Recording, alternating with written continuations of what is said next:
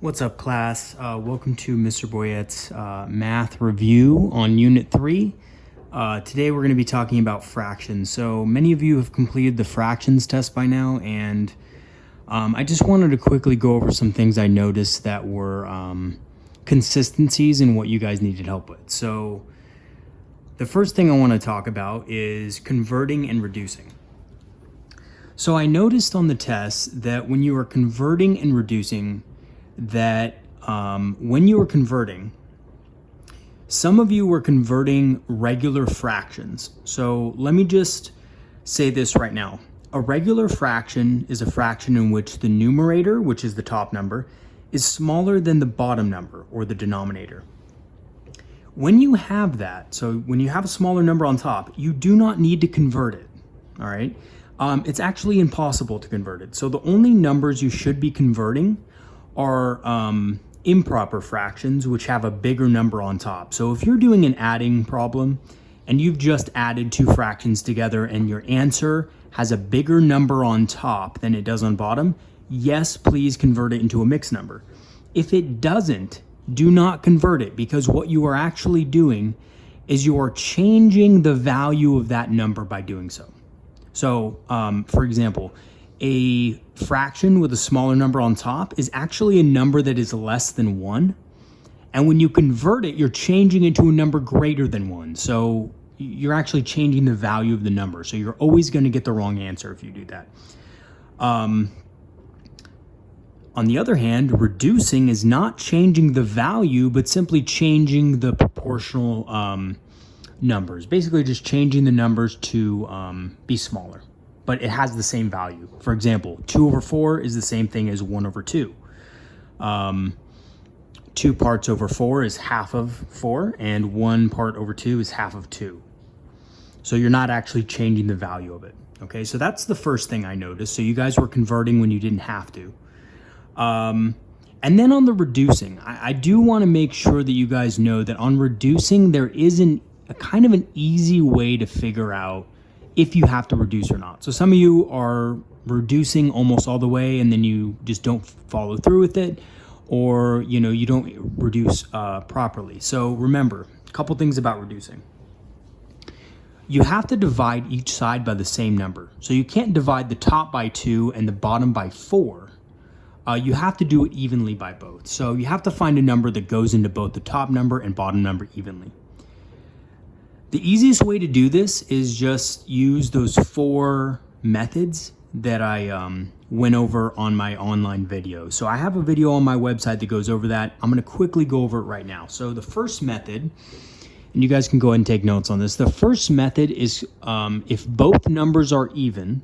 So if both numbers are even, you can divide by 2, and you can always do this. So it doesn't matter about finding, the common factor that goes into both numbers. Especially if it's a bigger number, it's going to be hard to find those factors. Just divide it by 2. And you might have to do this several times, but you will always get to a smaller number that's easier to manage.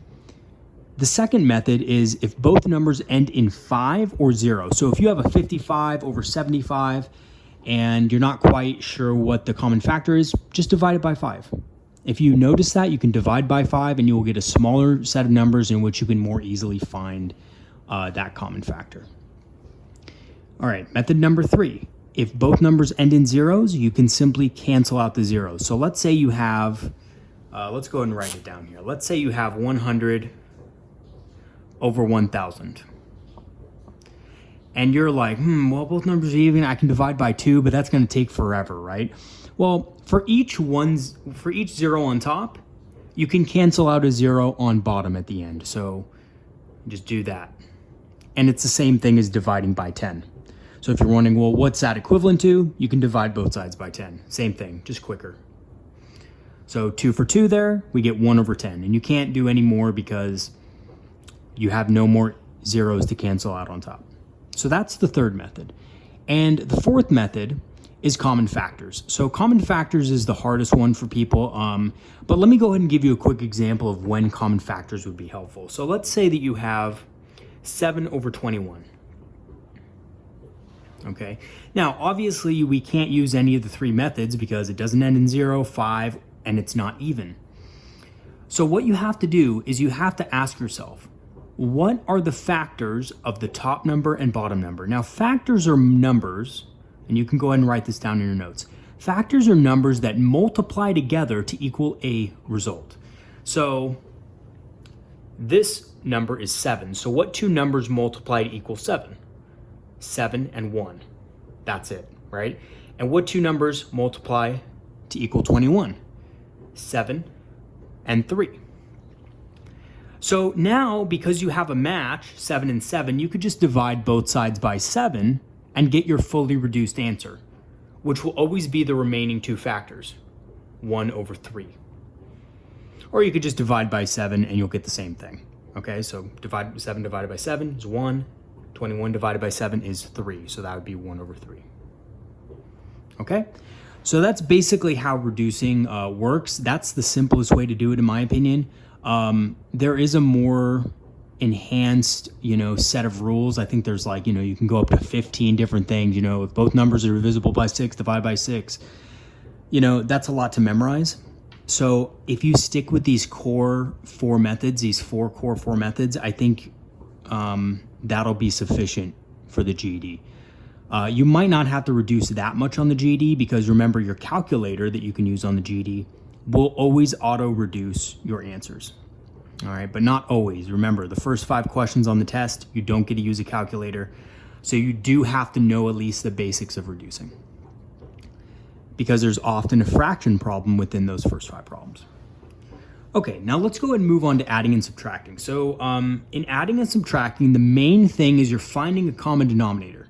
So as soon as you turn those numbers, remember on my video, I said the first thing you guys should do is turn the mixed numbers that you have into improper fractions. So for example, if we have 1 and 1 over 3 plus 3 and 1 over 6, the first thing you should do is just change those into improper right away. Now, there's different methods to doing adding and subtracting fractions. I realize that. However, the easiest and most uniform way, in my opinion, to do it is just by using the improper fraction method, which I go over on my website in my video on adding and subtracting fractions.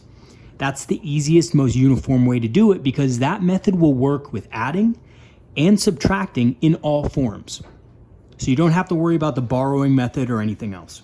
Okay, so change these into improper fractions. We're gonna get 4 over 3, plus, it's gonna be 19 over 6. Okay, now the next thing you can do is you can find the common denominator. Now the first 2 steps you can do in any order. You can find the common denominator first, or you could turn them into improper fractions first, doesn't really matter. So to find the common denominator, we could just multiply each denominator by each other. Whoops, we'll do that by 6, that by 3, by 6. Remember, you have to multiply the top by the same amount. Get 24 over 18 plus, and then 19 times 3, I want to say 57 over 18. Let's just check that because, yeah, it's 57. Yep, okay. All right, so next, it's really easy. You just add or subtract across the top, and then you can reduce and convert if possible. And again, if you need more step-by-step through the adding and subtracting, all you have to do is look on my video on my website. That should explain it. But remember, you are finding the common denominator, and the easiest way to do that is just to turn these both into improper fractions, find the common denominator, and then just add or subtract across the top. Okay, now with multiplying and dividing, multiplying and dividing are a little different because you're not finding the common denominator. So some of you tried to find the common denominator for these. If you try to find the common denominator when multiplying and dividing, you will get the answer wrong unless the denominator was already the same. Okay, so do not find the common denominator ever for multiplying and dividing. So it's kind of easy. So let's take a multiplying problem. So let's just say 2 over 3 times 1 and 1 over 6. First thing you do, convert mixed numbers to improper fractions. So we're going to get 2 over 3 times 7 over 6. Multiply straight across the top and bottom. Don't do cross multiplication, just do straight across. 14 over 18, and then just reduce it. Divide by 2. Divide by 2. I know you can't see that, but I'm dividing by 2, and then it's gonna just be 7 over 9. And that's it, that's your answer. So with dividing, it's basically the same, except for one thing. Once you turn them into improper fractions, you're going to switch the second fraction around. So let's say we're doing a division problem. Let's say we're doing the same thing, but it's division. 2 over 3 times, and we'll just convert this right up. 1 second. It's not gonna be times, it's going to be division. So it starts off with division, divided by 7 over 6. All you're doing is switching the second fraction, and because you switch this, you're gonna also switch the sign to multiplications. It's basically like the rule of inverses. And you'll learn a little bit more about that in algebra. But basically, because it would be hard to divide this by hand, we're just gonna multiply it. And to be able to multiply, we have to do the opposite, because division is the opposite of multiplication. So therefore the fraction also has to be the opposite. So it's going to be changed to multiplication. I know you guys can't see that, I'll do it over here. It's gonna be changed to multiplication, and it's gonna be 6 over 7 instead. Okay. So that's it for multiplying and dividing. So that's really all the issues I saw you guys having on the Unit 3 fractions test. I do think you guys need more practice on this. Now let me talk a little bit about the final. I'm gonna make another video going over the Unit 4 test, which was ratios, proportions, and percents. But let me just talk about the final real quick in regards to fractions. There is a whole page on the final dedicated to fractions. And this includes multiplication, division, adding, and subtracting. All right, so you really need to make sure you know that. That's one of the keys. If I get your final back and I notice, the whole fractions page is wrong, I'm gonna have to ask you to retake that test. Just because fractions is so key to the GED. There's a lot of fractions within the other algebra problems that you have to deal with, so you have to know at least how to do the fractions and the properties of them and so forth. Okay. So that's really important. Other than that, you guys did pretty good on the fractions test. So keep working hard, keep studying. Your test, your final, I should say, is next week. Be sure to submit your Unit 4 test to me by this weekend, or try to get it to me this weekend at the latest, so that I can grade it and give you some feedback on it. I've already given some of you feedback on your tests, so just stay tuned.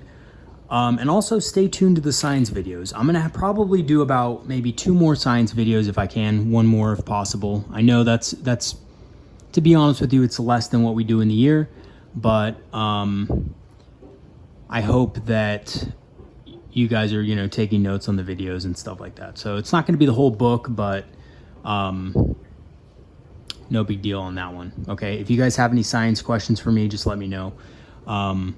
At the end of the year, I'll try to kind of, if you do have questions for me, I'll try to give you, the next steps. So on what to do next at home, if you can. And that's it for this video. So I want you guys to have a great rest of your day. Keep studying hard. Let me know if you guys have any questions on anything. And look to my YouTube channel for more videos. Again, like I said, the Unit 4 test video, Unit 4 test review is coming soon. So we're gonna review things like base, rate, and part, conversions. So you guys did pretty good on the conversion parts, but I think some of you need a little help on proportions, as well as base, rate, and part. Okay, signing out for now. I will see you in the next video.